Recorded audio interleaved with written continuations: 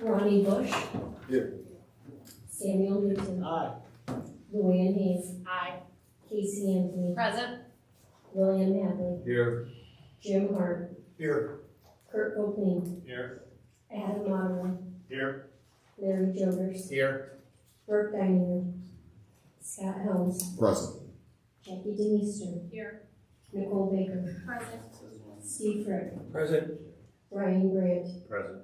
Tim Whalen. Here.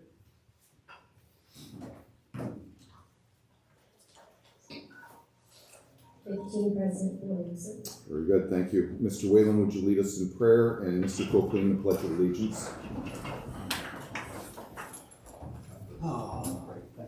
Lord God Almighty, thank you for this opportunity that we have as individuals serving districts within the county of Stephenson, Illinois, to serve you this night, and to serve them this night. So I pray that you help us be cordial, be considerate, and to be forthright, Lord, and people of integrity as we try and bring forth the business of the county. And I just thank you for this opportunity, and pray that we handle it well. So I thank you and praise you in Jesus' name. Amen. I pledge allegiance to the flag of the United States of America and to the republic for which it stands, one nation, under God, indivisible, with liberty and justice for all. Thank you. Is there a motion to approve the agenda? So moved. By Mr. Brandt, Mr. Frick? Mr. Chairman, I would ask whether I could adjust the agenda. Would like to amend it? I'd like to amend the agenda. I'd like to move the items from planning and development, the action items from planning and development, to the section prior to the zoning report and immediately after public comment. If I get a second, I will explain. Is there a second? Second. By Mr. Hart. Mr. Frick, would you mind pulling your microphone closer to you? I'm sorry, thank you. Thank you. The reason I'm asking for the agenda adjustment is that in our planning and development, we have several items dealing with amendments to make our code in line with the state of Illinois on zoning requirements on solar and wind facilities, and we need to have those in place prior to action taken during the zoning. Very good. Is there any other comment, discussion? Seeing none, all in favor of the amendment, please say aye. Aye. Any opposed? Is there a second to the motion to approve the agenda, Mr. Whalen? Is there any discussion on the agenda overall? Seeing none, all in favor, please say aye. Aye. Any opposed? All right, thank you very much. Would anyone like to remove any items from the consent agenda? Mr. Jokers. I'd like to remove the nursing for $271,624.85. So are you asking to remove the entire claims to discuss?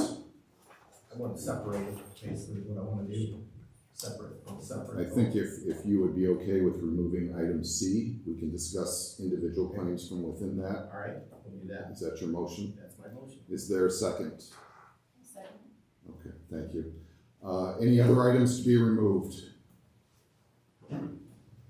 Okay, so what we will be, approving on the motion by Mr. Jokers and second by Mrs. DeMeester, is to approve items A, B, D, and E. Is there any discussion? Madam Clerk, please call roll. Larry Jokers. Aye. Scott Helms. Aye. Jackie DeMeester. Aye. Nicole Baker. Aye. Steve Frick. Yes. Brian Grant. Aye. Tim Whalen. Aye. Ronnie Bush. Aye. Samuel Newton. Aye. Luann Hayes. Aye. Casey Anthony. Aye. William Hadley. Yes. Jim Hart. Yes. Kurt Copeland. Aye. Adam Otterly. Aye. 15 motion carries. All right, Mr. Jokers, do you want to discuss item C and the items within? Yes, as I stated before, I'd like to remove or separate nursing claims for $271,624.85. Just for clarification, we want to separate. Separate vote. Separate vote, I see. Okay.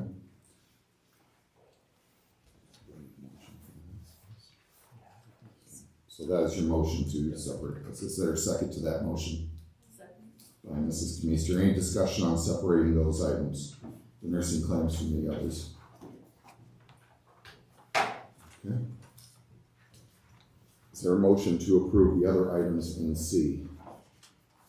So moved. And Mr. Copeland, is there a second? And Mr. Frick, is there any discussion on the other claims? Okay, seeing none, Madam Clerk, please take roll on just the nursing claims. To separate the nursing claims. Yes. Thank you. Larry Jovers, No. Scott Holmes, Aye. This was to separate the nursing. Oh, this one. Oh, No. okay. Jackie Demister, Yes. Nicole Baker, Aye. Steve Frick, What is the motion we're voting on? The motion is to separate. Yes. Brian Britt, Aye. Tim Whalen, Yes. Ronnie Bush, Aye. Samuel Newton, Aye. Lauren Hayes, Aye. Casey Anthony, No. William Hadley, Aye. Jim Hart, No. Kirk Copeland, Aye. Adam Monroe, No.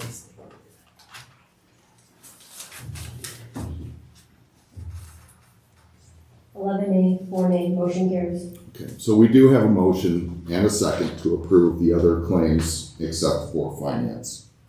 I'm sorry, except for nursing. So Madam Clerk, please take roll on the other claims, excluding nursing.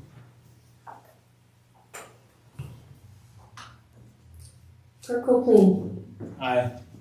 Adam Monroe, Aye. Larry Jovers, Aye. Scott Holmes, Aye. Jackie Demister, Aye. Nicole Baker, Aye. Steve Frick, Yes. Brian Britt, Aye. Tim Whalen, Aye. Ronnie Bush, Aye. Samuel Newton, Aye. Luann Hayes, Aye. Casey Anthony, Aye. William Hadley, Yes. Jim Hart, Yes. 15 ayes, motion carries. Is there a motion to approve the nursing claims? So moved. And Mr. Newton, is there a second? I'm sorry, who made the second? Second. Ms. Anthony, thank you. Is there discussion? Yes. Mr. Jogers?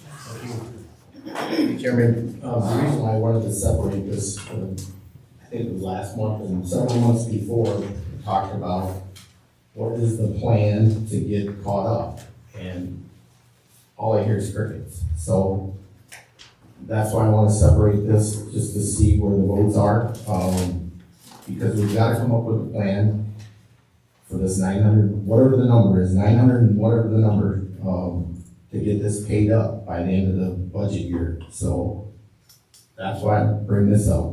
We need a plan to get this paid in full. Thank you. Any other discussion? Seeing none, Madam Clerk, please take roll on approval of the nursing claims. I'm sorry, I apologize. I looked down right before we must have pressed it. Go ahead, Miss Anthony. This is just a reminder that we did receive an opinion that we do have a responsibility to pay the claims, a legal opinion. So just wanted to remind everybody of that information that we recently received. And I was under the understanding, and unfortunately I couldn't be there, but I thought finance was taking this up. And so, which I didn't agree with in the first place. I think that TCL is doing a fantastic job with working with the treasurer to pay. But if there's certainly a solution to have an interfund loan or anything like that, I know that's been thrown around. Those are all things that certainly can be taken up, and I believe in the new resolution, someone please correct me if I'm wrong, that does happen in finance, those interfund loan things. So I do suggest that consider to be looked at, and it probably should have been addressed last meeting, but that's all I have to say. Thank you. Anyone else? Mr. Hart. I'd like to make sure that I understand what we're doing. We're voting to not pay the $271 or pay it. There's a motion by Mr. Newton and a second by Miss Anthony to pay the nursing claims from the consent agenda. Okay. I guess the only thing I would say is I'm not sure why we're separating it at all. And as far as the plan goes, we're gonna hammer one out right now? Probably not. I think we did have a plan from last month, sending it to the finance committee and going through it. I think there are a lot of alternatives in terms of paying that debt off. And it might be an intergovernmental loan. There are other avenues that we've been looking at. But, I would just say before we take this vote, there just wouldn't be any reason whatsoever to not pay the current claims we have. I can't see doing that. So that's all I have. Thank you. Mr. Whalen. Thank you, Mr. Chairman. I will just make a quick comment. One lesson I think we learned at the last finance meeting is we need to have more detail on the overall invoices that are hanging out there and the amounts that are available and the dates and everything. So we're going to dig into this a little bit more deeper next month. And I would hope that if we don't move forward with a letter of intent for sale or something like that, then we'll start putting a plan in place to rectify the situation by the end of the fiscal month year.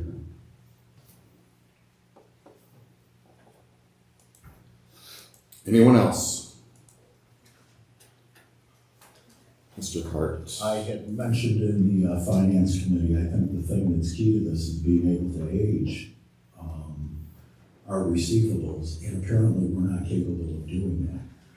And TCM is using our system. So I hope that we can get a module or rectify that so we can age these, because it's not helpful to get an amount for a vendor and pay by vendor without being able to age these receivables. We want to make sure that, if someone's at 120 days, that we pay that before we pay something that's current or at 60 days. Is that all, Mr. Hart? That's it. Anyone else? Just so everyone is clear, the motion on the floor is to pay the nursing home claims. Madam Clerk, please take roll. Samuel Newton. Aye. Luann Hayes. Aye. Casey Anthony. Aye. William Hadley. Yes. Jim Hart. Yes. Kirk Copley. Yes. Adam Monero. Aye. Larry Jovers. No. Scott Helms. Aye. Jackie DeMeester. No. Nicole Baker. Aye. Steve Frick. Aye. Brian Brandt. Aye. Tim Whalen. Aye. Ronnie Bush. Aye.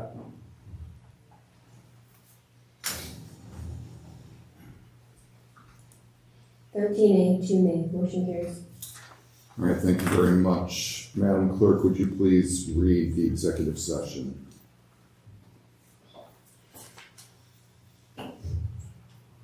Executive session. Yes. 5 ILCS 122C11, litigation when an action against, affecting, or on behalf of a particular public body has been filed and is pending before a court or administrative tribunal, or when a public body finds that an action is probable or imminent. Is there a motion to go into executive session? By Mr. Newton, is there a second? I'll second. By Ms. Hayes. Any discussion? Madam Clerk, please call roll. Samuel Newton. Aye. Luann Hayes. Aye. Casey Anthony. Aye. William Hadley. Yes. Jim Hart. Yes. Kirk Copley. Yes. Adam Monero. Aye. Larry Jovers. Aye. Scott Helms. Aye. Jackie DeMeester. Aye. Nicole Baker. Aye. Steve Frick. Yes. Brian Brandt. Aye. Tim Whalen. Yes, ma'am. Ronnie Bush. Aye. 15A. Motion carries. All right, thank you. If the audience would please step outside, we'll notify you when we're back in session.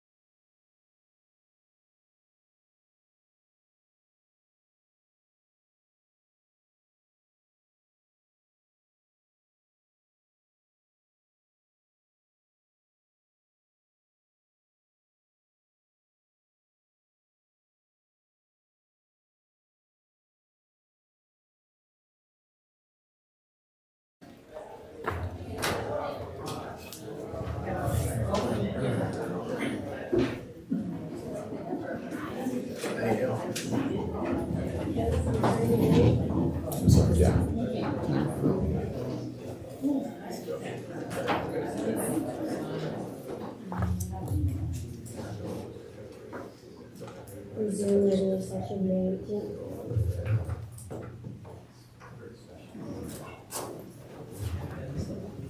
That's it. Okay, we came out of executive session, no action was taken. We will move on to public comment. Is there anyone that would like to speak? If so, please step up to the podium. Please say your name and you will be given 3 minutes.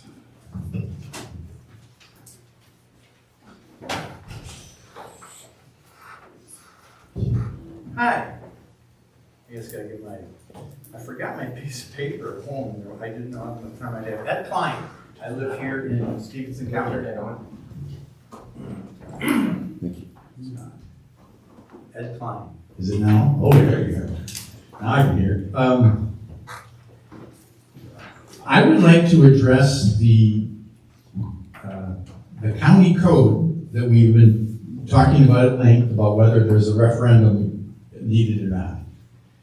The actual statute has 2 sentences. It's 1 paragraph, 2 sentences. The first sentence has got 71 words. The second sentence has 39 words. In the first sentence, they pretty much lay out everything that's got to do with why you need 2/3 vote. They don't repeat that in the second sentence. But yet the second sentence, our state attorney has taken and said, somehow the word erect means the second thing, not the original thing that you and I always think about when we hear erect. Let me read it so that you can refresh your memory. Upon the vote of a 2/3 majority of all members of the board to sell, dispose of, or lease for any term, any part of the home properties, that's brick and mortar, any part of the home properties in such manner and upon such terms as it deems best for the interest of the county and to make an executive all necessary conveyances thereof in the same manner as other conveyances of real estate may be made by a county. Those 2 phrases are important, home properties and real estate. However, if the home was erected after referendum approval by the voters of the county, it shall not be sold or disposed of except after referendum approval thereof of a majority of the voters of the county voting thereon. You cannot separate 2 sentences in the same paragraph. You can't say that because the first sentence applies to brick and mortar that somehow the second sentence does not. And that's exactly what Mr. Larson has said in all his explanations. I would really hope that this board would not vote to accept a letter of intent, but would instead do whatever it takes to get a referendum on the ballot and let the voters of the county, once and for all, have their voice. They've already voted twice. They voted with their treasurer to both build that nursing center and then fund it with the extra funding in '98. So let's give them a chance. Thank you. Anyone else?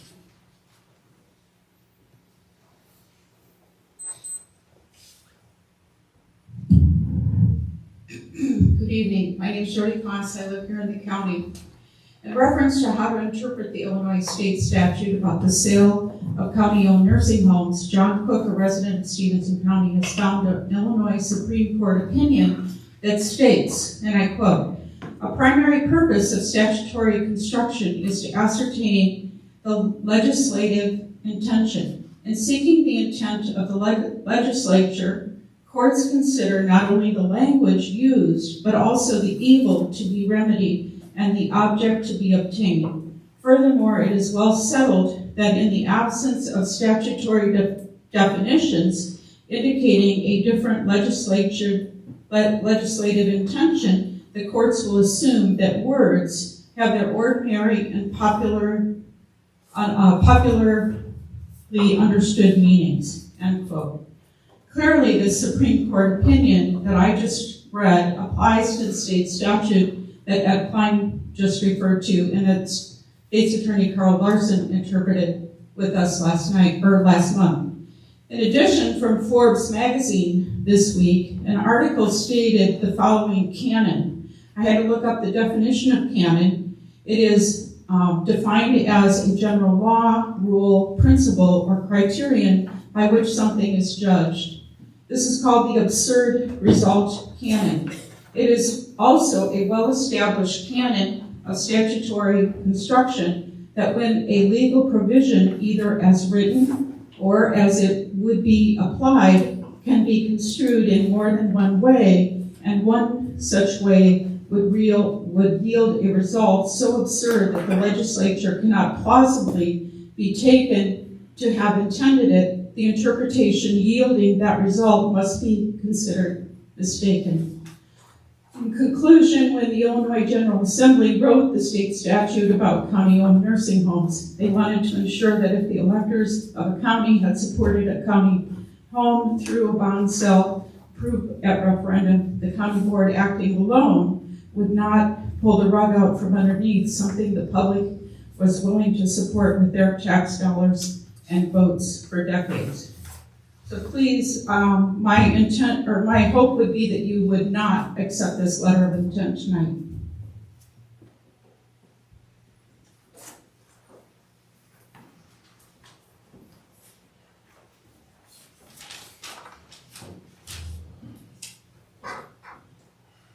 My name is Laura Youngblood. I'm a citizen here in Stephenson County. I'm really against the selling of Walnut Acres to a private equity firm. The goal for private equity firms is profit over quality of patient care. Gains of 20% or more of financial returns are their annual goal, and that is from the Journal of American Medical Association in 2021. Upward Care consists of, quote, some of the nation's largest dollar holding companies, investment firms, and experienced senior housing management companies, making Upward well-positioned to provide superior management of its assets and scale its portfolio growth, or growing portfolio, unquote.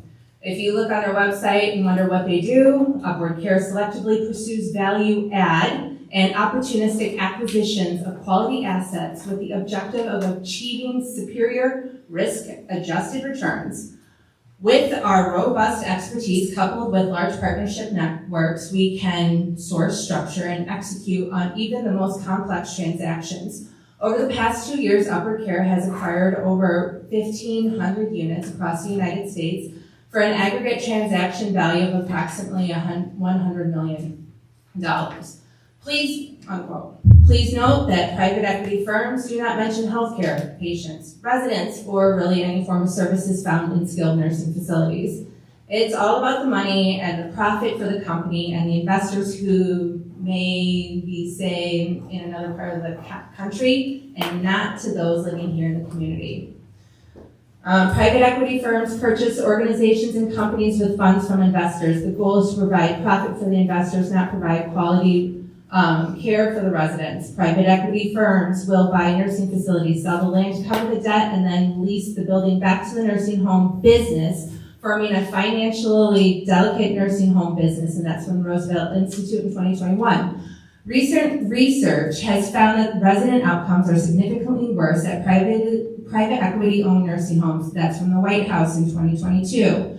Direct care and activities of daily living by aides are lower in private equity firms. That is from an article on the National Library of Medicine in 2022. Private equity firms have 29% decrease of registered nurse patient per day interaction. That's from the Finance Health Journal. Private equity firms have 25% less skilled staff within overall staff. That is from Health Finance Journal. It's because it's a cheaper labor force. When facilities change ownership, registered nurse retention decreases from 72% to 61%. Certified nursing assistant pay decreases. Direct care of nursing staff hours decrease per resident per day. That is also from the National Library of Medicine 2022. Cost. Residents in private equity firms pay 11% Ms. more. Youngblood, your 3 minutes are up. Thank you. Thank you.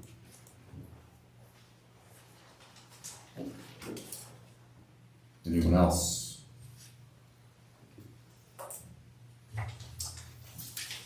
Okay, seeing none. I have a comment submitted. Go ahead, Madam Clerk. The following public comment was submitted by Robert Vance from Freeport. On May 17th, 2023, board member Jim Hart made a Facebook comment that left me confused.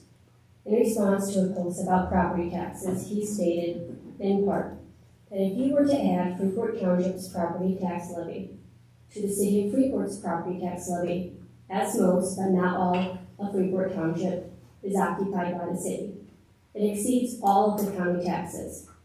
To be fair, Ms. Hart's basic math was correct, in the sense that the city's property tax levy plus the Freeport Township's property tax levy equals more than the county's property tax levy. However, what left me dumbfounded was his suggestion that one should ever add the city of Freeport's property tax levy to the Freeport Township's property tax levy in the first place. This formula makes no sense, as the city of Freeport and the Freeport Township are separate taxing bodies that do not share any of their property tax revenue with, and operate completely independently of each other. My concern with that statement is that either one, Mr. Hart does not understand how property taxes work at the most basic level, or two, Mr. Hart does understand how property taxes work, but nonetheless posted an intentionally nonsensical and misleading statistic onto the internet for the public to see. As an elected member of the county board, Mr. Hart's comments on an issue like property taxes carry more weight than a layperson's would. Whether the cause of his comments was intentionally or negligence, the effect of his comments, the spreading inaccurate and misleading information throughout the public, was the same. With a complete lack of local media in our community, our public officials should do their best to relay accurate information to the public, which is the exact opposite of what Mr. Hart did in his comment. Mr. Hart should delete his comment and issue a clarification that his statement made no sense and was not an accurate analysis of how property taxes work or how local taxing bodies impact property taxes. Robert Vance, Freeport. All right, thank you. We'll move on to planning and development. Mr. Frick, Mr. Hart. Thank you, Mr. Chairman, and I will turn it over to Mr. Hart as I was absent from the discussions for these items. Very good. Mr. Hart. Thank you. The action items that we had that we approved and passed along to the board this evening are first the approval of a code amendment, Article 4, subsection 423.3, which is changes in our solar energy siting ordinance. I'm going to ask Beth to talk to all of these in her section, which will come directly after this. The second thing was a code amendment. Mr. Hart. Yes. Before you move on to the next Yes. item, do you want to make a motion to put this on the floor? Yes, please. I make a motion to approve. Okay, thank you. Is there a second by Mr. Whalen? Discussion on that. Do you want Ms. Henning to speak to that now? Yeah, that would, sure. Ms. Henning? Good evening. Good evening. The code amendment to Article 4, commercial energy solar siting ordinance was introduced. The testimony was given by myself to the Zoning Board of Appeals, and with a vote of 3-0, the ZBA recommended approval by this board without revisions. There was discussion between the objections with the solar facility and the board and myself with this, and the vote was still 3-0. Okay, any questions or any discussion? Okay, seeing none, all those in favor, please say aye. Aye. Any opposed? Okay, Mr. Hart, your next item, please. Is approval of code amendment, Article 4, general provisions, subsection 422, wind energy conversion system siting ordinance. And I ask Ms. please. Yes, I presented this to the ZBA as well. With a vote of 3-0, the ZBA recommended approval by this board without revisions. Is there a motion to approve? So moved. By Mr. Frick, is there a second? Second. By Mr. Hart. Is there any further discussion? All those in favor, please say aye. Aye. Any opposed? No. Noted. Mr. Hart, your third item, please. Is approval of code amendment to Article 3, accessory buildings, subsection 414F, intermodal shipping containers. Once again, I presented this to the Board of Appeals, and with a vote of 3-0, the ZBA recommends approval by this board without revisions. Motion to approve. Motion by Mr. Hart, is there a second? By Mr. Whalen, is there any further discussion? All those in favor, please say aye. Aye. Any opposed? No. Okay, motion passes with 1 no. Mr. Hart, your final item, please. Is approval of amendment to table of special uses by adding M1 and M2 to the battery energy storage systems, standalone systems, and co-located systems. Motion, Ms. Henning. On September 22nd, 2022, the county board approved the subsection, general standards for battery energy storage. I have discovered, looking over the amendment, the wrong document was given to the former clerk. The table of special uses that was approved by Planning and Development Committee and the Zoning Board of Appeals was not the document that the clerk had for signatures at that county board meeting.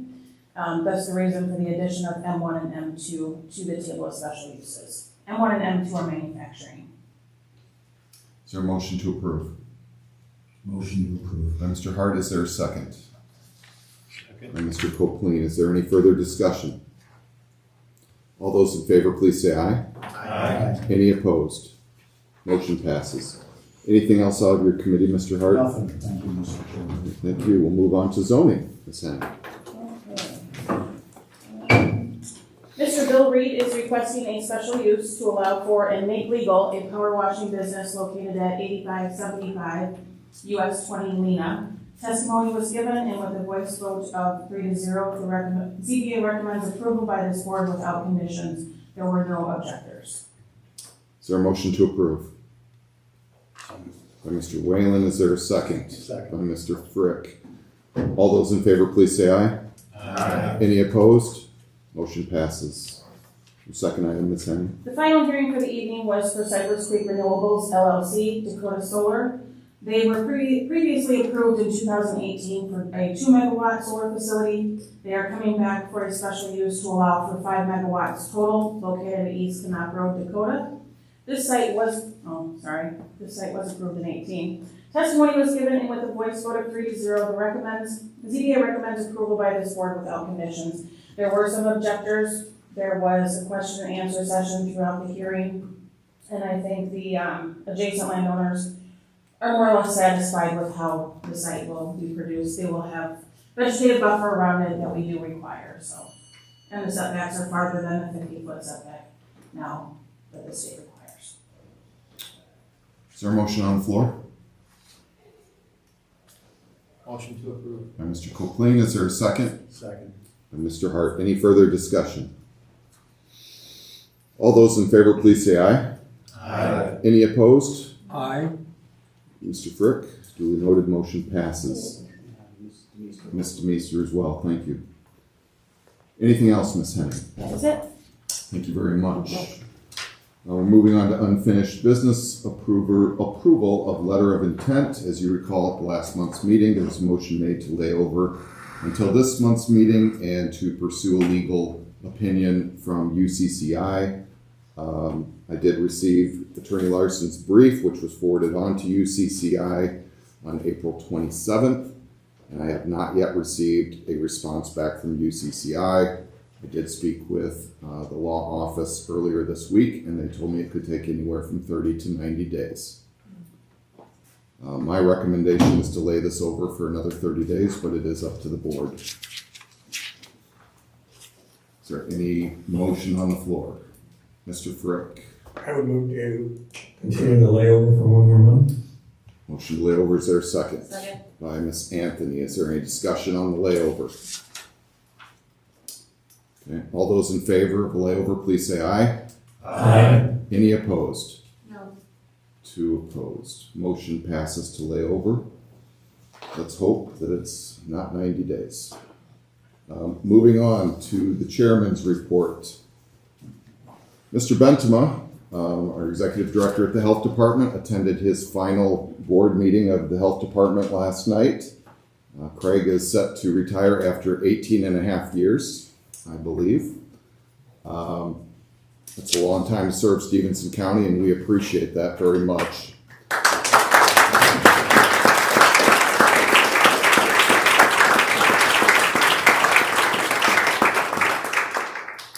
Carrie Whipple will be taking over for Mr. Bentema, and she begins on Monday, June 12th. So again, Craig, thank you very much for your service. It's greatly appreciated. Mayor Jody Miller and I have been jointly meeting and conversing with state and federal legislators regarding additional funding for Millrace Crossing. We have met or talked with almost all of them. I am meeting with Senator Duckworth on the 25th of this month to look for more funds to complete that project. Our IT director is looking for alternatives to broadcast county board committee meetings and hope to have something available at a later date. Mr. Louie is here and willing to discuss what led up to removing Zoom if anyone has a question after my report. Finally, there was an email that was sent out earlier this week by the administrator to all board members regarding the UCCI annual conference at Eagle Ridge Resort, which will be held on July 24th and 25th. This is a 2-day event that provides education and training for county officials. If there are any county board members that would like to attend, please let me know as soon as possible. I don't know how quickly the rooms will fill up, but we'd like to get our names in if you'd like to attend as soon as possible. Does anybody have any questions? Okay, we will move on to Sheriff's Office employee recognition. Sheriff Scoble.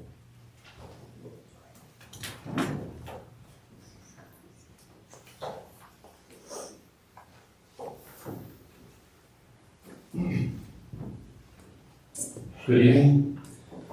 Thank you, Mr. Chairman, County Board members, for allowing me this opportunity to recognize our newest sheriff's deputies and corrections officers. These new staff members are the future of Stephenson County Sheriff's Office, and I am excited to have them serving the community. In no particular order, Correctional Officer Lucas Buss.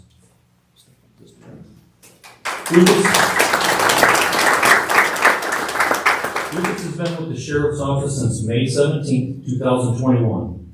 He started his career with the Sheriff's Office as a telecommunicator. Lucas applied for the corrections positions, and where he passed all of the required testing phases. Lucas attended the DuPage County State Correction Officer Training, where he passed all required courses. Lucas has recently completed his field training program and is now working on his own in the Stephenson County Jail.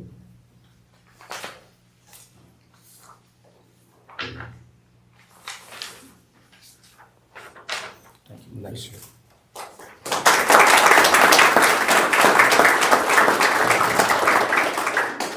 Deputy Aspen Stewart.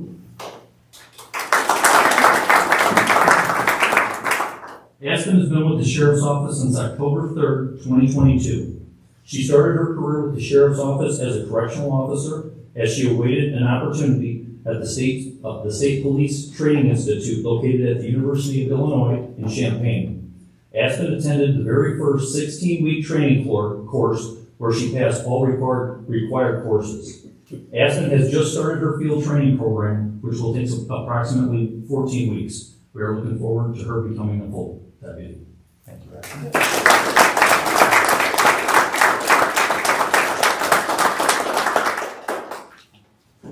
Deputy Peter Lubers. Peter has been with the Sheriff's Office since November 1st, 2022. He started his career with the Sheriff's Office as a correctional officer as he awaited for an opening at the Police Training Institute located at the University of Illinois in Champaign. Peter also attended the very first 16-week training course where he passed all required courses. Peter has just started his field training program, which will take approximately 14 weeks. We are also excited for Peter to start and become a full deputy.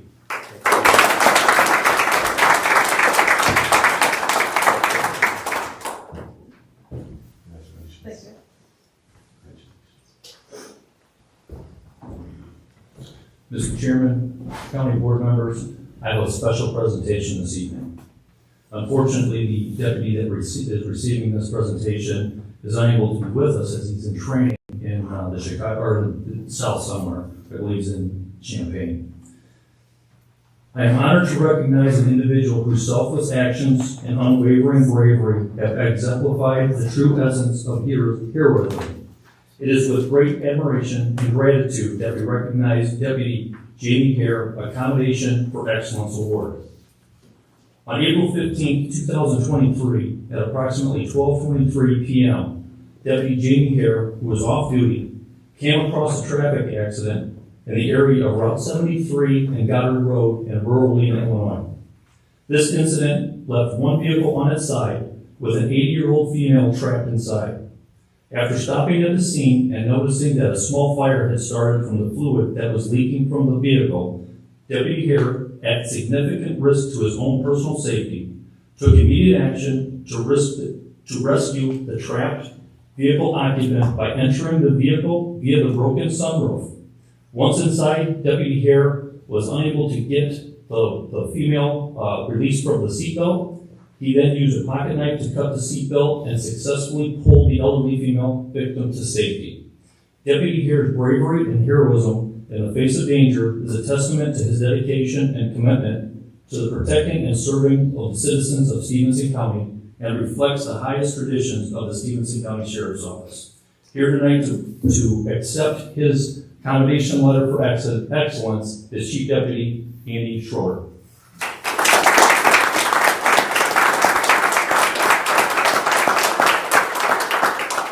Also in our attendance this evening is Jail Administrator Nick Pontiac. I'd also like to recognize him as a very integral part of our Sheriff's Office. Thank you.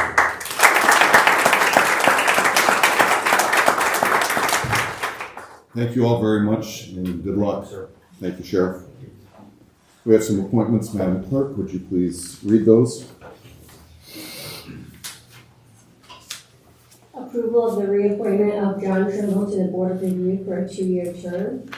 Approval of the reappointment of Brad Hartog to the Board of Review for a 2-year term. Approval of the reappointments to the following fire districts. Cedarville, reappointment of Daryl Heck and Norman Colgate. Freeport Rural, reappointment of Bart Knudsen. Rock City, reappointment of Lou Hill. Orangeville, reappointment of Mike Barth. Lena, reappointment of James Miller. Davis, reappointment of Bob Stack. Dakota, reappointment of George Hofer. Thank you. How would the board like to handle these individually or all together? Motion to approve all of them. Motion by Mr. Hadley to approve them all, seconded by Mr. Whalen. Any discussion? All those in favor, please say aye. Aye. Any opposed? Motion passes. Thank you very much. Now we'll move on to action items and information from standing committees. First up, Mr. Whalen for Finance. I see you have no action items. Is there any information out of your committee? Mr. Chairman, I will just reiterate the comment I made earlier. We're working through the priority list of the Nursing Center AP, and I'm hopeful that that's going to continue to get better as we go forward. So outside of that, I think everything budget-wise is in pretty good shape so far. Okay. Any questions for Mr. Whalen?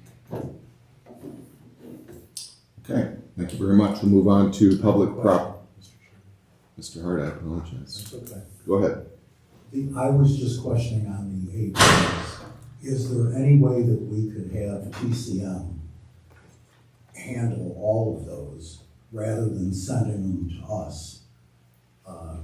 Prior to sending them to us, making the determination as to who should be paid, who shouldn't. I think they might have the availability of agent better, and then send it over to us to handle that. Is that something we could accommodate in our system? I think we can certainly discuss that process further. At this point, I think the stuff that we're trying to look at is everything that's already been addressed that's older. The newer claims are being handled that way now. We didn't have a singular document that showed, the invoice amounts and things like that at the committee meeting the other night, and I think that would have been very helpful. So we will address that going forward. The reason I ask is I think they probably have, as most businesses would. They're closer to it than we are in the committee. And there are some old outstanding payables that they probably have, and I know in some cases that they have a plan of payment with. So without that information and letting them determine and instruct us as to what we should be paying, I think we're kind of flying blind. I think the only issue with that I see, Mr. Hart, is that the situation we're in at the nursing home is affecting other areas within the county, the county budget as a whole, if we don't make it right soon. And so the individual AP payments that you're discussing, I think are while it adds up in the grand scheme of things, as we look at the budget as a whole, I don't know that having them more or less involved is going to make that big of a difference at this point. They're already involved on a day-to-day operation and get us the information that goes to the treasurer. I think having more detail behind that, and we have some communication going back and forth with that regard at this point. So I hope that as we meet as a nursing center committee and then as a finance committee next month, that detail will come through that process.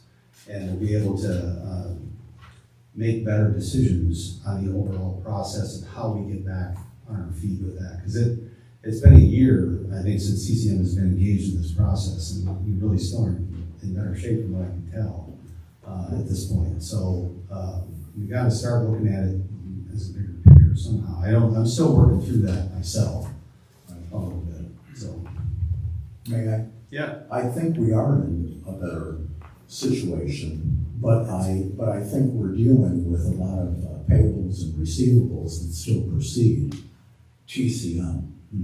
I think if we take a look at even our report, it would indicate that they're in the black, notwithstanding. I'm sorry, I can't go that comment go, sir. That we're not in the black. All right, gentlemen, I'm going to move on to Miss Anthony, if I could, please. Thank you, Mr. Chairman.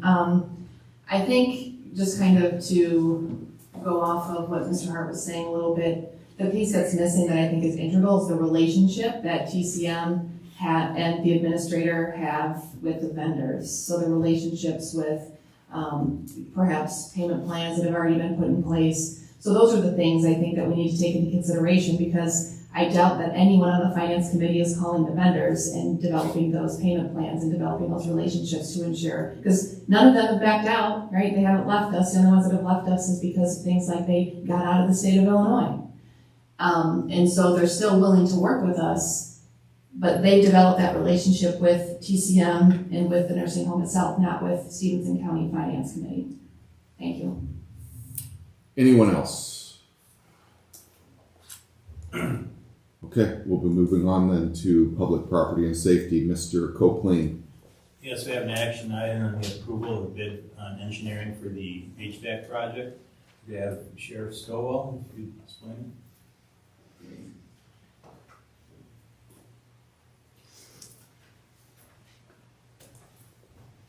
Mr. Copeland, can you pull your microphone a little closer to you? Thank you.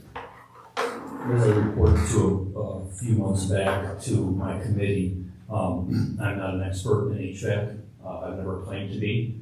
I thought it would be a good idea to actually have a professional engineering company come in and tell us what we need instead of me, the law enforcement official. So I was able to go out for bid for the bids. So 6 vendors actually came and did walkthroughs of the 3 buildings. The first building there were 6, the second building there were 4, and the last building there were 3. In the end, we had one, Fairground was the only one that felt that they were actually able to give us a bid in order to move forward and engineer our HVAC project that we have. The first phase of this project will be to do some testing, understand our equipment, and understand our needs. So they're going to put together a report for that first phase. Once they get that report together, then they will have their engineers engineer a solution for what we're going to need. And I guess the third phase will be they will implement the actual bidding process, the RFP process, or they will oversee all of it. They will take care of the opening of the bids, and they will be the ones that will decide who is the most qualified, as we don't want somebody just to sneak in with a low bid. Before there's any discussion or questions, can I have a motion to place this on the floor, please? Motion. By Mr. Hart, is there a second? Second. Mr. Copeland. Questions, comments? Okay, seeing none, all those in favor, please say aye. Aye. Any opposed? Okay, motion passes. Thank you very much, Sheriff. Thank you. Mr. Copeland, anything else out of your committee? Yes, we had, looks like the social resource worker, has been hired. There were like 3 applications in the first 40 minutes. The job offer was made to Erica Chappelle, and I believe she accepted.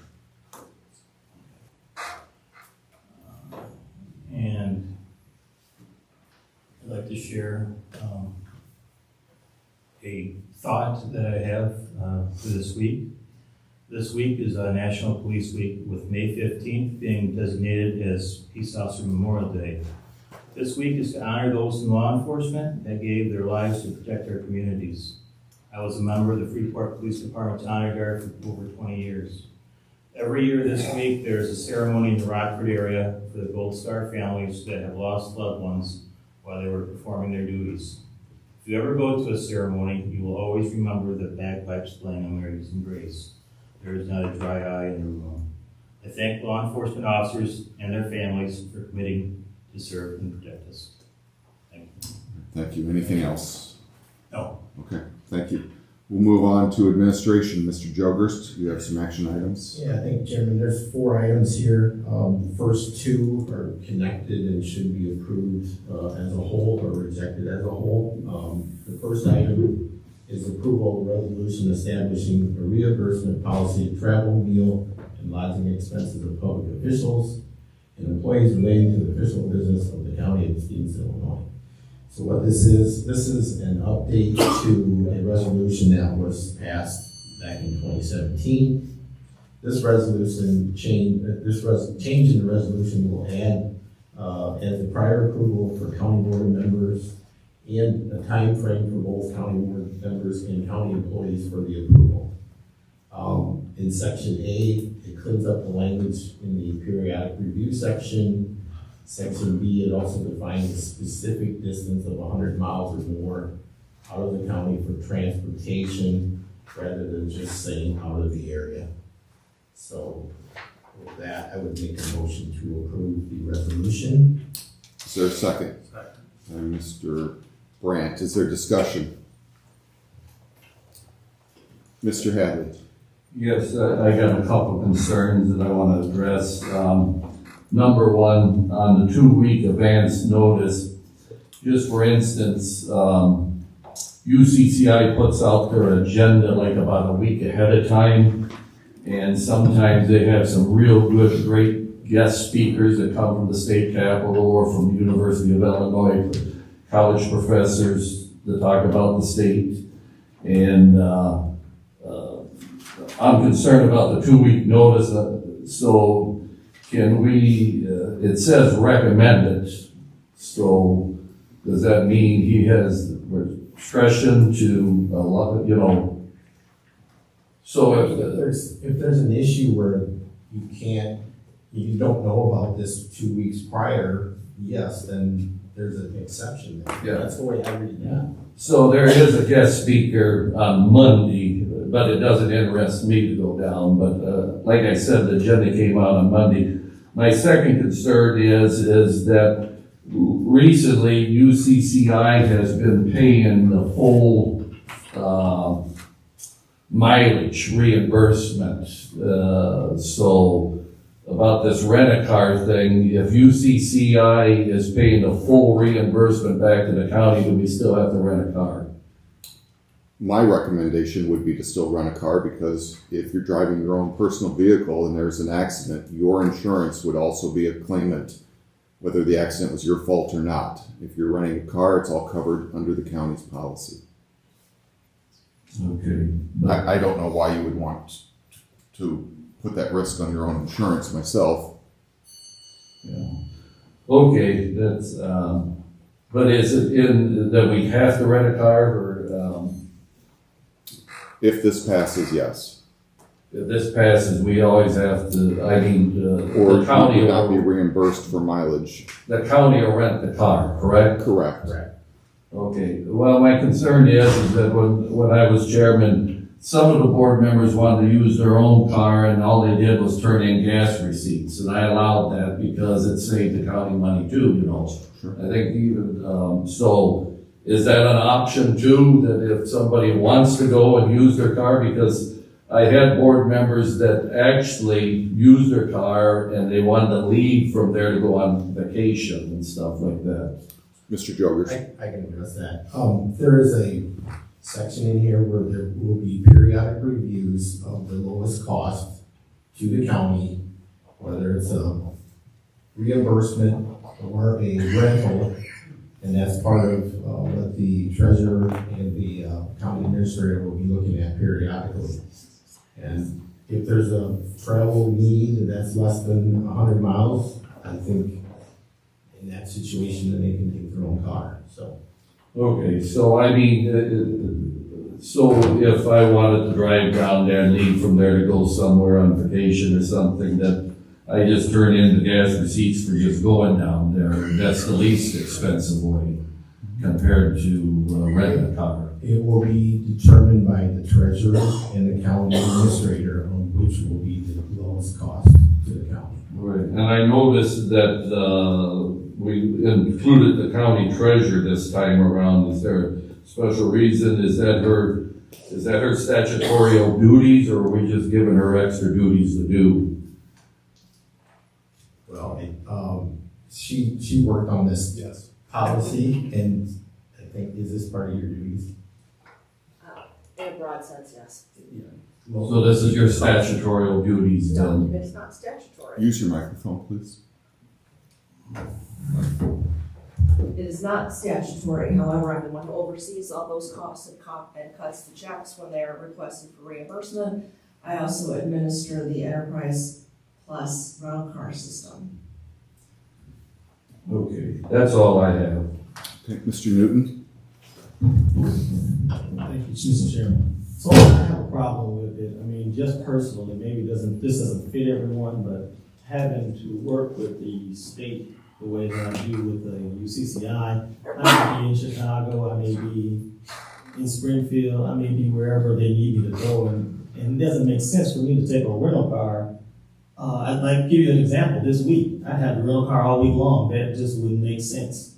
I'm down for a meeting, I'm down for a conference, I'm back, and then when I leave there, I'm going to take my family to St. Louis. I mean, would I be able to keep that car for a week?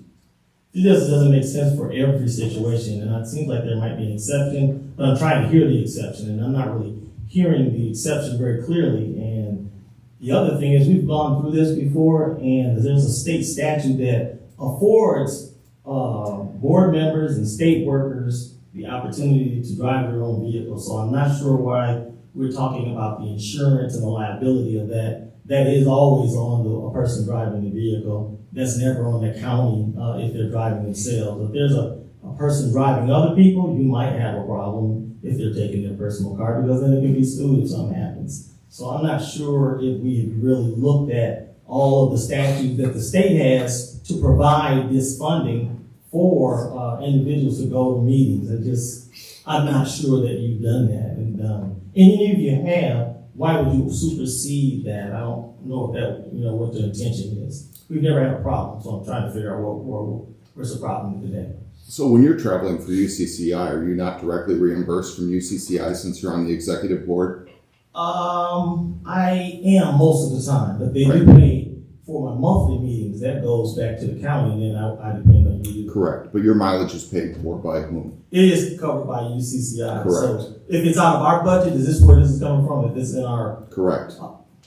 Point taken. Thank you. And as far as I'm concerned, as far as I understand, the state of Illinois does not provide funding for travel for Stephenson County board members or anyone else, so I'm not sure where you're coming from with Well, what I'm saying is board members can go to meetings. It's up to you whether you'll approve it or not, but they can still drive their own vehicles. Are we just talking about if they're approved or not approved? Is that what you're saying? Correct. I'm just trying to get an understanding because it sounds like we're being pushed into rental cars when we're going on personal business or going on business for the county. And I'm not sure if that's what you're saying. As long as there's separation between personal business and county business, if That's they're being true. reimbursed. That's true.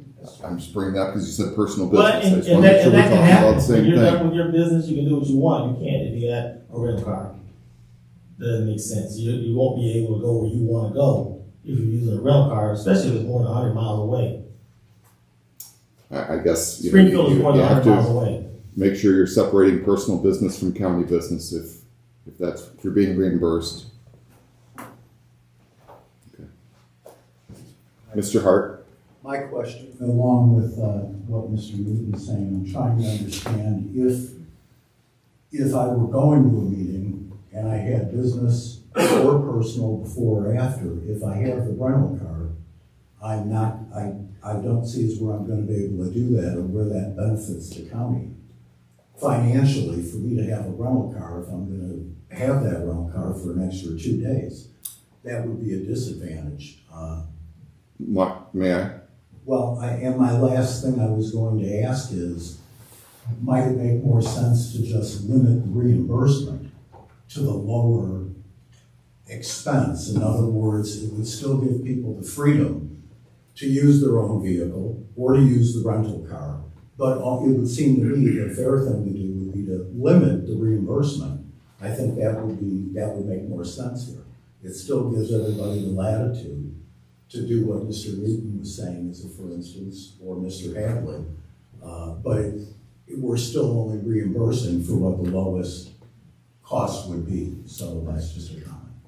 I can't imagine a situation where you would approach the administrator and say exactly that. I'd like to take my personal vehicle because after the meeting I'm going somewhere else.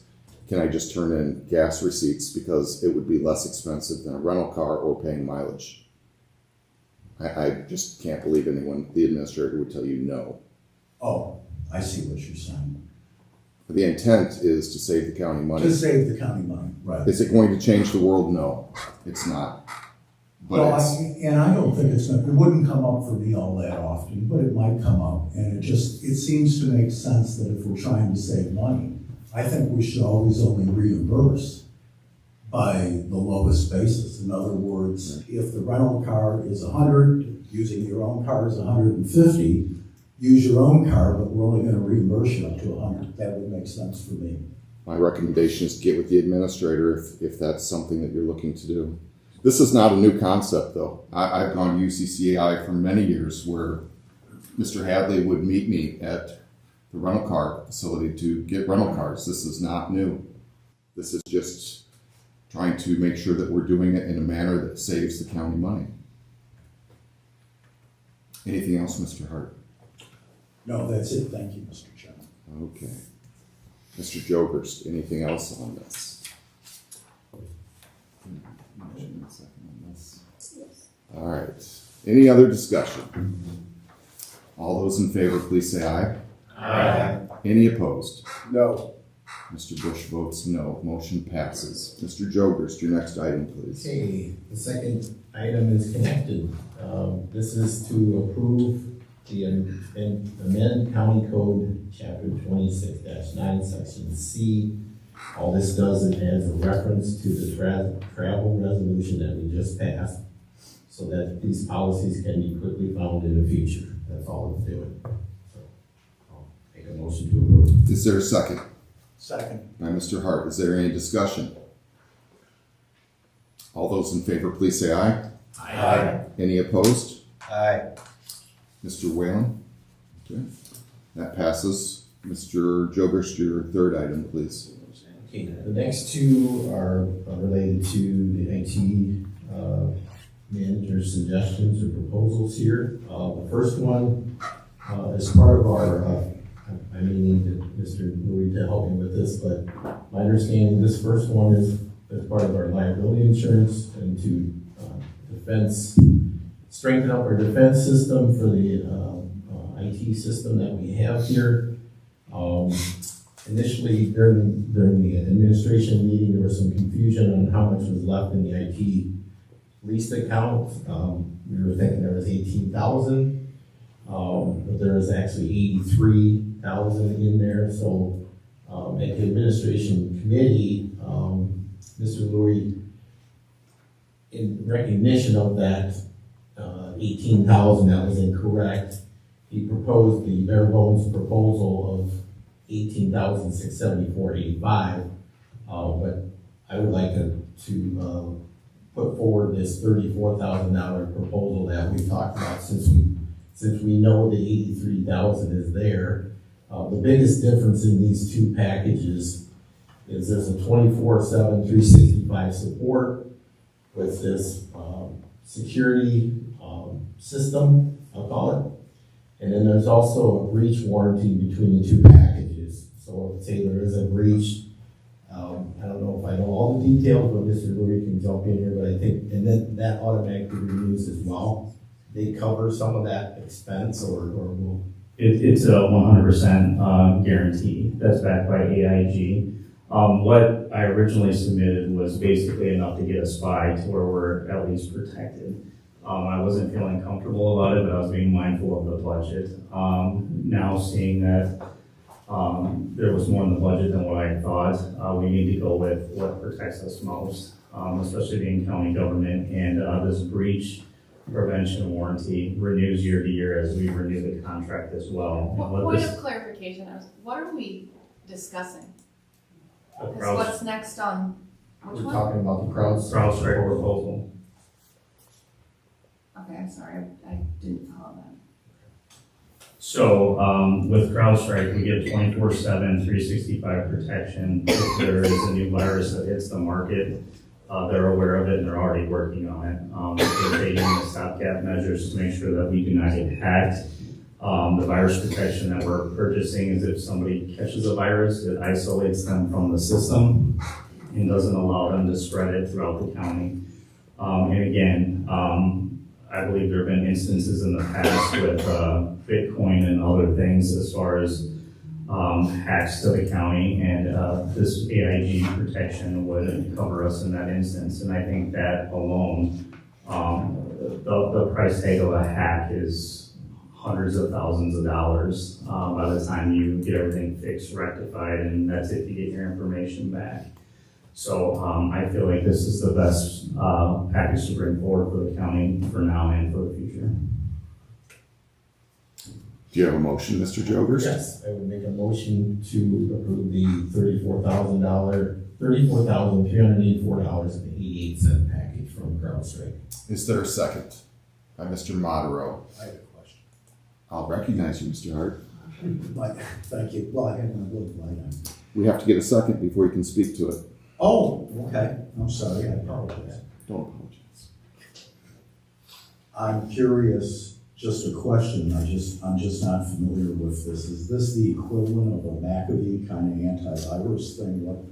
It's a virus protection and it's an endpoint detection and response. This thing is about as live can get. It's constantly watching this, and then we have not only the backup if we're sleeping and something happens, we have the 24/7 monitoring going on as well to ensure that we're protected or that someone helps isolate it overnight or whatever that may be. So again, it's just we're not used to this because of what we've done in the past, but we're trying to get up to speed and then set the tone for the future.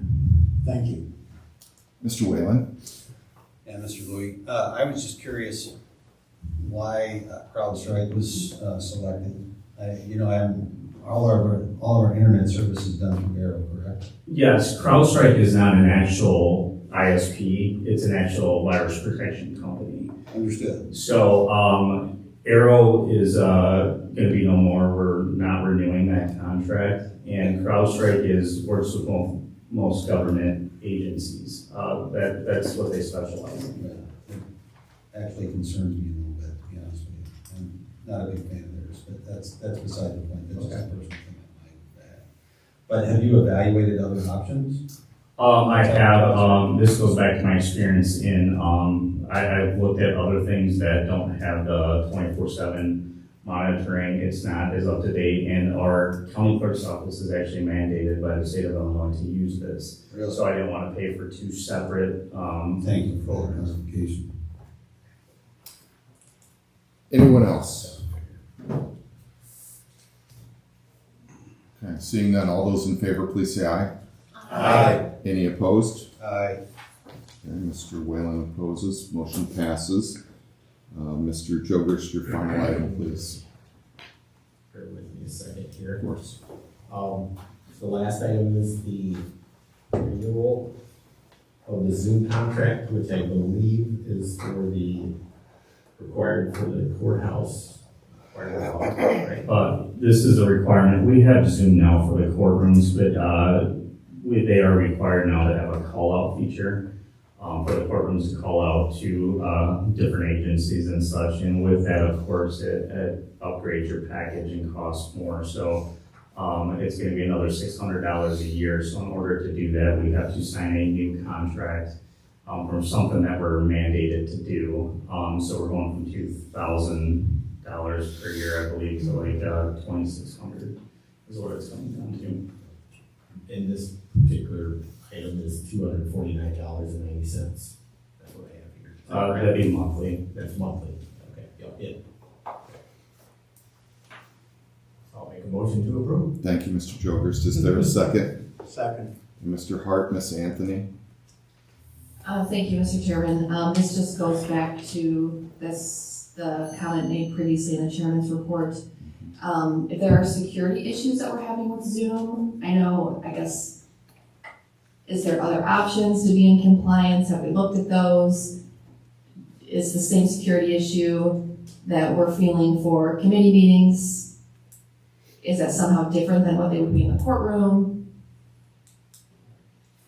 We have not had a Zoom bombing in the courtrooms since I've been here. Zoom is something that has been mandated by the state for courtrooms to use. That's what they use across the state. And there are different things that you can do that we're looking into for the committee meetings. That'll probably go back to being Zoom if we continue those. I would just like to point out, I don't believe the bombing on that Monday night that attacked that meeting was random. That meeting was scheduled as a special meeting on a Monday night when we generally wouldn't have had one. So that is why we need to take better protections. We're looking into all of those. But with county board meetings needing to be posted, every Zoom meeting has a specific meeting ID that's associated with that meeting, and with us needing to post so many hours within advance, people have access to that. So we're looking at all measures as to what can be secure and protected, but we cannot stop court because it's mandated for us to have Zoom court. So we have the package in place. We're adding the call-out feature that's been asked by the state, and we will continue to evaluate for the committee meetings. And I would also like to point out that the committee meetings, the only reason Zoom was started was due to COVID. That was a privilege that was put into place or left after that. We have YouTube and we have Comcast as well for our board meetings and committee meetings. We'll continue to look into, but I've got a lot of things on my plate, and Zoom's not at the top of my priority list for that. Mr. Chairman, can I follow up? Please. Just one clarification. It mandates that everyone has to use Zoom, or there just has to be a virtual option? The state is using Zoom as of right now. But that's the mandate, that it has to be Zoom? That's what we have in place. I don't know if that's the mandate. So I can look into that and find out if that is what the state is using. I know that Zoom has had security issues in the past, or even privacy issues in the past. That's why a lot of other health facilities and things have chosen other virtual options.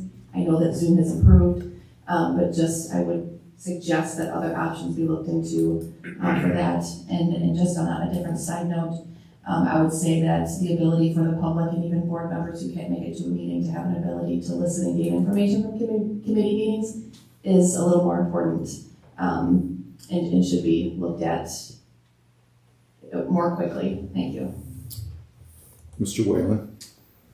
Thank you, Mr. Chairman. I would agree with Ms. Anthony 100% on that. I would like to see us look into other options outside of Zoom. But one question, if this is being mandated from the state, are they providing any additional funds to help us with the increased cost?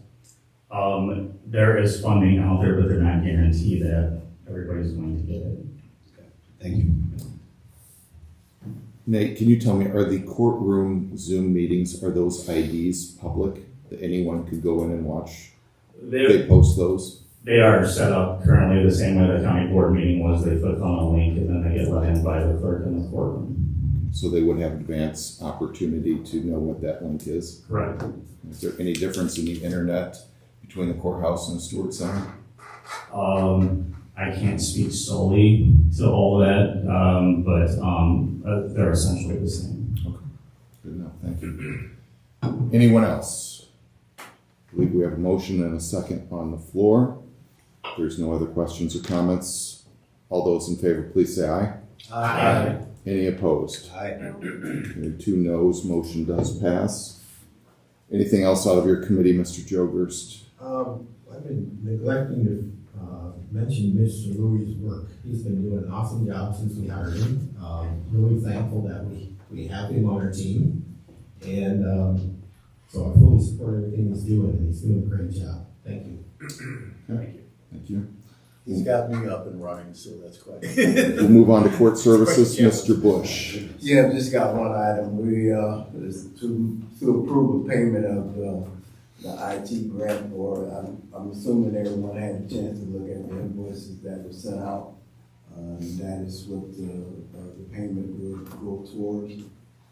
Circuit clerk did receive a grant, so this is what the grant money will be used for. So I so move. Thank you. Is there a second? Second by Mr. Jogers. Is there any discussion or comments?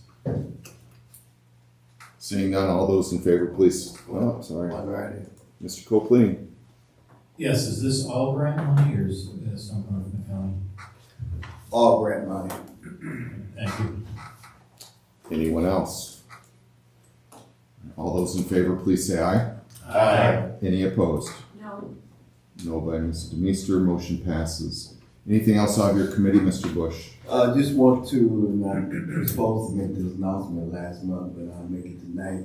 You get a chance to come down to the second floor and look at the self-help workstation. That has been set up. It's quite, I used it today, so I would encourage you to come down, take a look, and might be able to help you out. Great, thank you very much. Move on to Nursing Center. Ms. Baker, you have 2 action items. The first item up for approval is the bad debt write-off. It's in the amount of $216,137.33. With that, I make a motion to approve. Is there a second?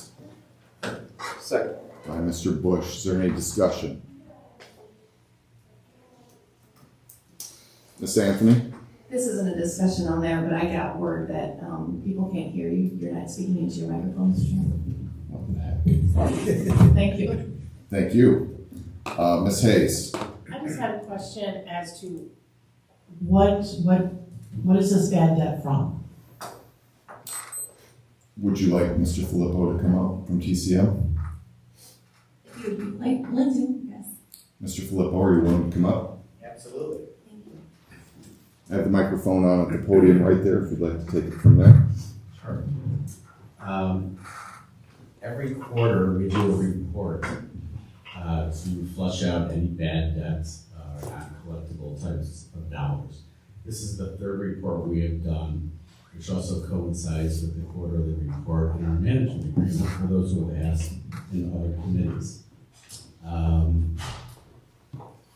I believe we're somewhere around 1.2 million, if this is approved tonight, of bad debt write-off for the 3 different quarters. All of this 1.2 million in write-off ties back to the era of Excalibur as the county's collector for the nursing center, and days before that. So it really covers, literally we found something still on the books from like 2018 all the way up through May of 22. Mr. Chair, can I follow up? Please. Mr. Filippo, is this the end of it? Is this the end of the debt write-off? How many more months are we gonna go through debt write-off? We will probably go through now until the nursing home ceases to exist, because bad debt always exists. We build it into the budget of about 1.5%. But to answer the question you're really asking, we are somewhere, my best estimate, somewhere between 100 and 200,000 potentially left of further bad debt write-off from past sins, I'll call it. Thank you, Mr. Filippo. Anyone else have questions for Mr. Filippo? Mr. Hart? Just a quick clarification, the bad debt we're writing off now, and the estimate that you just gave us, that would all be pre-TCM. Correct. Correct. Correct. Thank you. Anyone else? We have a motion and a second. All those in favor, please say aye. Aye. Any opposed? Aye. I believe 3 noes. Who was, Emily? Mr. Whalen, Mr. Brandt, and Mrs. Demeester, I believe. Is there any other noes? The motion passes. Ms. Baker, your final item? Next up is approval of a class action suit. This is actually settlement paperwork. This suit was previously entered into. So what's before you tonight is what needs to be submitted to make us eligible to receive the funds we are entitled to. So with that, I make a motion to approve. There's a motion by Ms. Baker, second by Mr. Hart. Is there any discussion? Seeing none, all those please say aye.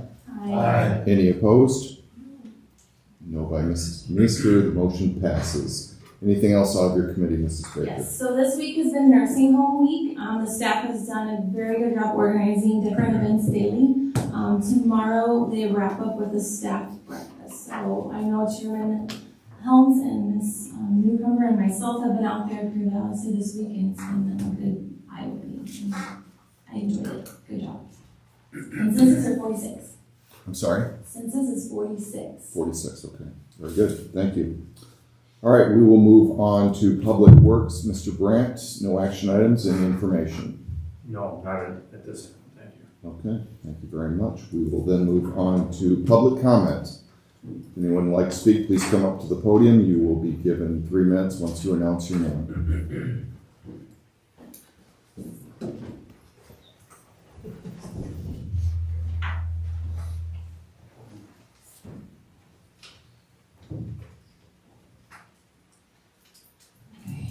My name is Lori Amber. I'm a resident here in Stephenson County. I would like to have a congratulations to Casey Anthony for winning the honor of Distinguished Advocate for Nursing at the State Line Nurses Network. The Distinguished Advocate for Nursing Award is for an individual, nurse or non-nurse, group, agency, or institution that has promoted and supported nurses and the nursing profession or the specific mission of nursing. Casey Jacobs Anthony is a current member of the Stephenson County Board. During the tenure of the previous chairman of the board, Anthony was appointed chair of the Nursing Home Committee in July 2021. Anthony remained chair until December 22 when the new chairperson of the board was voted. Though she is no longer a member of the Nursing Committee, Anthony continues to advocate for Walnut Acres Stephenson County Nursing Center for the resident, facility, staff, and nursing staff.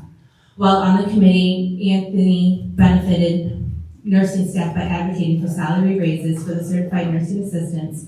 Anthony worked with Transitional Care Management, the management company which oversees operations of Walnut Acres, to present to the committee and board and reimburse state program which allows CNAs to be paid based on years of experience.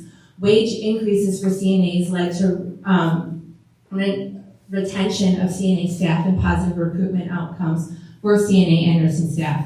Nursing staff with exceptionally adequate CNA-patient ratio leads to better outcomes in patient care. In the past, Anthony has worked with community agencies and resources to help support the facility. Anthony has been willing and open-minded to try recommended ideas. When a billing company was needed for Walnut Acres, a recommended company by the local healthcare network was used. Unfortunately, this billing company was not able to meet and fulfill the needs of Walnut Acres. Anthony has been able to advocate for change and to ensure Walnut Acres is able to collect funds owed to fulfill payroll and have funds for patient care. Anthony was a leader in finding TCM for Walnut Acres. TCM is a management company which has overseen financial records, staffing, and operations of the facility. TCM is a third party which makes objective recommendations to the board to ensure the residents and nursing staff are able to thrive in this community. Anthony has collaborated with the former administrators, Shannon Harris and TCM, to gather information, understand the assessments, and communicate clearly and directly the findings and recommendations, such as the state-supported CNA reimbursement policy, to the nursing committee and county board. Anthony has been able to keep the residents and employees the top priority in all decisions. The wonderful characteristic of Anthony is her ability to work with industry professionals for the betterment of Walnut Acres. Through her tenure of the nursing home committee, Anthony has been clear and direct with board members and the community of the state of Walnut Acres. Anthony's cooperative effort and communication needs to be noted, as there's no members of the boards who are professionals in healthcare or elder care. Anthony has been consistent in working with the staff of Walnut Acres. Ms. Youngblood, Thank you 3 minutes. very much, Casey Anthony. Anyone else?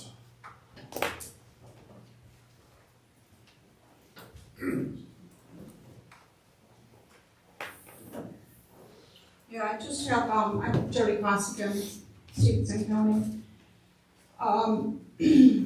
So I'm really concerned about a couple of things. I've heard tonight, or no, actually I've heard in the past, even from Mr. Holmes himself, that the board does a really terrible job managing the nursing home and has in the past. And yet, you know, you guys want to worry and nickel and dime and berate the company that we've hired and threaten them and say that, you know, are they hiding bills from us that they must be to make it, you know, look better. So I also know about the unfair labor practice suit that the union is bringing to the board. Maybe you should worry more about that. Next June, in the next month's meeting, you can opt into the HFS program to get the CNA's raises.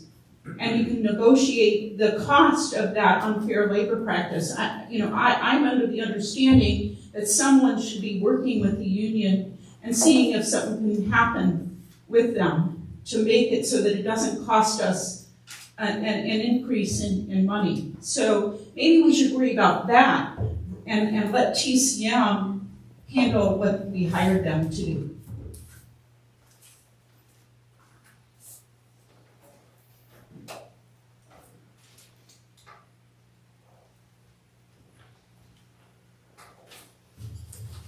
Alvin Wire, Winslow. Thank you, Mr. Chairman, county board members. Next month, the county board will appoint 3 members to the Stephenson County Health Board. Last fall, Governor Pritzker mandated that all health personnel must be vaccinated or have weekly COVID tests. Mr. Beaman, the health administrator, sent a very strong and worded response, stating that the test kits and test sites you demand are not available. Without them, it is coercive, forcing the vaccine to healthcare workers. If you had asked if the mandate would work, the answer would have been a resounding no. Beaman continues, science was thrown away for political divisiveness. We urge you to contract the local officials, discuss the mandate, and change it using real science. Science was also thrown away in Pritzker's mandate to the public. Real science says that out of doors is the least likely place for respiratory diseases to spread, and the home environment is the most likely. Governor Pritzker closed the parks and mandated home stay. In March of 2020, Governor Pritzker said there is no reason to wear masks, which was accepted science. 2 weeks later, Governor Pritzker changed his mind. In a speech a week ago declaring the end of COVID, He told us why. He had to get federal COVID aid money. A vaccine using gene therapy and spike protein was controversial before COVID because it was not proven safe or effective. American Journal of Public Health reports that 6 months after vaccination, the reinfection rate for vaccinated was 2.6 times higher than the unvaccinated who had gotten COVID. German scientists studying fatal brain injury and heart disease claims we can say definitely that this damage was caused by the vaccine. The governor's mandates closed businesses, schools, churches, and created a hardship for the people of Stephenson County. The Stephenson County Health Department supported the enforcement of those mandates until it created a hardship for the health department. Then they strongly objected, claiming that science had been thrown away. The mandate was politically coercive and urged the state to contact local officials. The only control the county board has of health department is the appointment of the members. The appointees can be asked, do you support giving the people of Stephenson County the same support the health department wants the state to give them? Thank you, Mr. Chairman. Thank you, Mr. Wire. Any other public comments? Okay, seeing none, we'll move on to new business. We have the approval of a contract with Next Level for facilitating strategic planning. Again, when I took over as chairman in December, one of my initiatives was to get a strategic planning session set so that we could do this as a board and craft a budget policy from that strategic plan, and then of course budget towards that. I've reached out to numerous facilitators over the last 5 months trying to find anyone that would have time to do so. Unfortunately, most strategic planning facilitators actually booked up their schedule for 23 in the fall of 22. Wasn't much option, but one of the companies, Next Level, which is owned by Eric Dragney, who actually lives in Dubuque but is from Freeport, actually worked with the city of Freeport in 2021 and came highly recommended. On page 4 of the agreement, there is the listing of experience along with different organizations that he has helped facilitate with. Mayor Miller and the city manager strongly recommended this individual. It was by luck that they had an opening in June to actually facilitate this for us. And while most facilitators charge between $20,000 and $40,000 for this, he has given us a proposal for $8,750. Can I get a motion to put this on the floor? Mr. Jokers, is there a second? Second. Second by Mr. Hart. Mr. Hart, did you also wish to speak to this? No. Okay, Mr. Hadley. Yeah, I got a couple of questions. Where's the money going to come from? We didn't budget for this. It'll come out of contingency. Contingency. I'm not a big fan of this because boards change, employees change, and you set these goals and things can change. We could go into a budget crisis and the downturn in the economy and stuff like that. So I'm not a big fan. I'm going to vote no on this. Miss Anthony? Just a clarification, and maybe you have the answer, maybe you don't, but the in step 2 work session, 1.5 days off-site, what does that look like? What Mr. Dragney recommends is that we do this over a Friday and Saturday, which the dates are listed. So what he would like to do is have the board and invite the public, of course, and any department heads for a Friday evening session from 6 o'clock until 9 o'clock. Then on Saturday, the following day, would be a full day from 8 a.m. till 5 p.m. So off-site, we're looking at the Stewart Center. We could do it here in the courthouse. Off-site is his term. Usually they feel, or he feels, they get better engagement if you're not in your work environment. This really isn't our work environment. We're in this room 1 day a month. Can Please. Yeah, thank you. Thank you for clarifying that, because I was wondering how would it impact people with Monday through Friday jobs, so thank you. And I would not consider Stewart Center off-site, considering that we have offices there as well, so I would suggest something more like Highland Community College or something like that for off-site. We will look into it, absolutely. Ms. Hayes. Quick clarification, my document won't download. What are the dates of that? It's on page 4 of the document, I believe. Let me just get to it. I'm sorry? I can't get my document to open. I understand. I'll just briefly go through the steps. There are 4. Step 1 is process planning. Chair and staff is desired to provide input into the process plan, finalize details, and sign off on a timeline. That is by May 31st.